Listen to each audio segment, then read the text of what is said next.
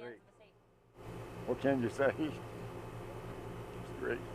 Jerry McCormick is at a loss for words. Up until today, he thought he had lost his home. At the time the flames went through, everybody told us that where we're standing right now, everything was total loss. As smoke filled the sky Saturday as it does today, breaks in the black came only from trees, homes, and propane tanks. That were just bursting into flames. And so we basically figured most of Norden was gone, and the people that live below Norden, their homes. Even with the temperatures soaring and the winds howling, local firefighters refuse to give up. I'm very amazed at what has been saved. The firefighters have worked so hard, and we just appreciate everybody that's come in and helped us. Firefighters in God's hand, says McCormick, because as destroyed this side of Main Street is, the homes just to the east of the road were untouched, a small island of salvation in a ring of fire. It was all still standing, so thank God. But not all the news coming back from crews today is good, as a neighbor loses his home. They thought they had it saved and the wind switched directions, and they didn't even know if they would get out. It's a war everyone is fighting together. Black Hawk helicopters in the sky, fire crews on the ground, and wives in the kitchen with food donated by you. It's come from all over, South Dakota and Nebraska. Just like the firefighters who are tackling a blaze that's burned well over 150,000 acres. Firefighters who still refuse to give up. They're my hero because they helped save a whole bunch of land. In Ainsworth, Annie Andrews, NTV News.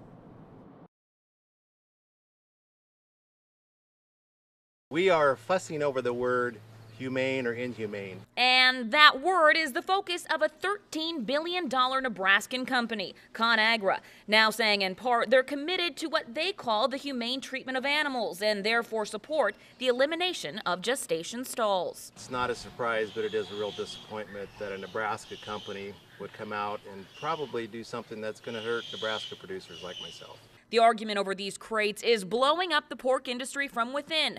But ConAgra isn't the culprit. Major fast food retailers, in addition to Cargill, Smithfield Farms, and Hormel, are also on board. There's no way that we should ask animals to spend their whole lives in crates that are not any bigger than their bodies. Although the news was surprising to Jim Knopick, it's not a shock. It's important to the consumers how they're raised, how they're fed, how they're treated, and what they put on the table. A former user of crates, Knopick says there's a difference. When you're running around with a syringe every day and refilling your medicated feeders and things like that, it tells you that, you know, the high stress is bad for health, and as well as their happiness and environment, it all works hand in hand. I think the system we use is more humane than what they're asking us to go to. Mark has his reasons too, saying the sows are protected from one another and get fed without competition, essentially losing less pigs, which in turn also gets passed on to the consumer. Most pork producers sell to the general consumer that can't or isn't willing to pay extra price. Everybody's out of budget. Production that, with this change, though, could shut down thousands of smaller pork producers like McHarg, leaving Knopick competing against the big boys. ConAgra's talking 2017 to develop a plan. Unfortunately, ConAgra doesn't tell us their plan. They're just telling us what we have to do. They don't have a plan on how to buy these hogs. Only 17% of the hogs in the country are produced in a open pen situation. That leaves 80+% that's going to have to transition.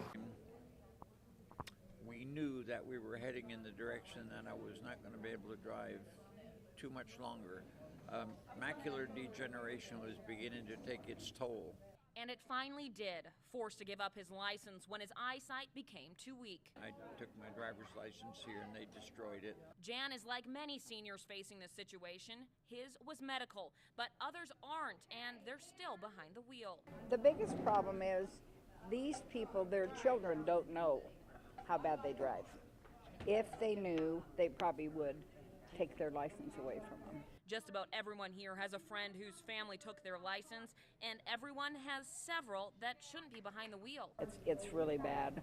I know I know people here that drive that shouldn't be driving. Fatality rates for drivers over 85 is 9 times higher than those between 25 and 69. And often it involves a pedestrian or other vehicle, just like in Nola's accident. Make them go in every year or every 2 years and check their eyesight out and their knowledge of the rules. Frederick suggests this for everyone over 80, a law already in effect in Florida. In Nola's case, her license will be recalled because of that accident. To get it back, she'll have to take the test again, but she could fail like Jan. The loss of the freedom is kind of a traumatic to start with. And in this case, both say there's things that help. For Jan, he had a doctor telling him, giving authority, but also giving him time to process, about 3 years. But I anticipated it for quite a long time and knew that it was coming. Both say Handy Bus is essential to maintaining some independence. It is just absolutely super. And both agree it's not easy for anyone involved. When do you quit being the child and start being the parent to the older people? That is what's hard.